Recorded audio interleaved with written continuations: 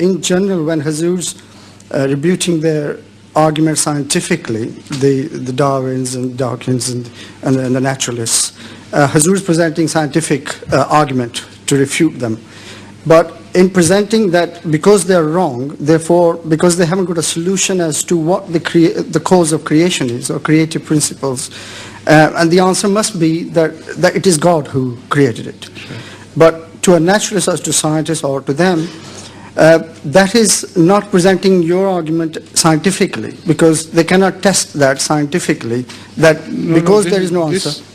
This is wrong, because I have taken up this issue as well.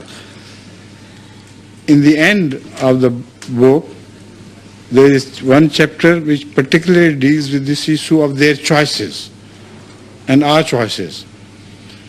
We can attribute the evolution to God by, as we understand, God could have organized evolution, which, if not organized by a conscious being above the material, could not have evolved in such a short time.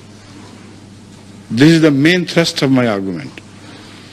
So they have two choices: either to attribute it to God and understand that there is some ultimate conscience and conscious being which directs the steps of evolution and brings it closer in time.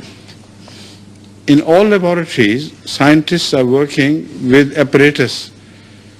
So things, if they're left in the open, they may take to develop, because they're scientific, they're not unscientific.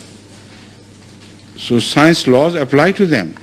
So they may take for these things to develop in a billion years. But a scientist achieves his object within a year or two, with the help of this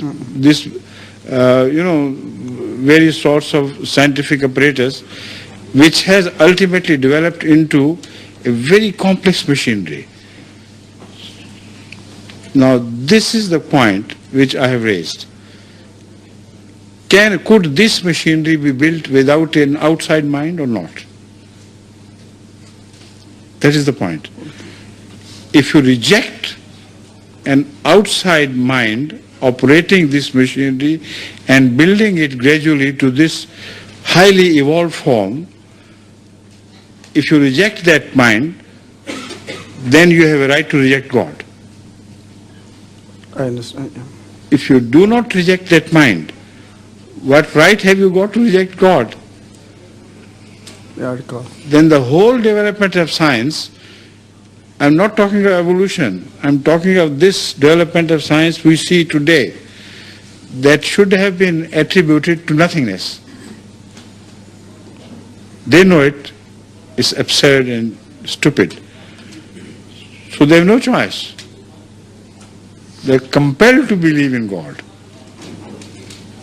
But because they're atheists, so they want to hold fast to their atheism, so when you enter that domain, they refuse to follow you.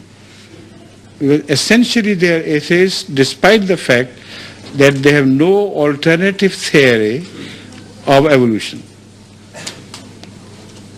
Now when you compare this concept with the one which I have presented to you, then whether they agree with you or not is immaterial. They will understand that you are right and they are wrong. Science could not have developed without an operative mind. To such amazing achievements which boggle the human mind. But evolution is far more complex than this. And they say it happened automatically. Yes. Now you know? Yes, yes. Thank you. The other thing that also made me uncomfortable was that once Hazur had delivered the winning point to each of the naturalists, and Hazur really gone very strong in words and which are far from diplomatic. Yes, I'm not a diplomat. Yes. And that was see, intentional, was it? The strong expression was essential for them to realize they should be awakened from that sense of automatically accepting some ideas and beliefs which were handed over to them through generations. They should be shocked. And these strong words work as the awakeners. And this is exactly what the Holy Quran does.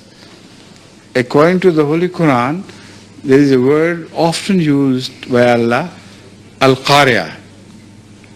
Al-Qari'ah means something which knocks at your doors so powerfully that none can remain asleep in the house after this. So from time to time, Allah employs this method of awakening people. And according to the Holy Quran, they fall back to sleep again.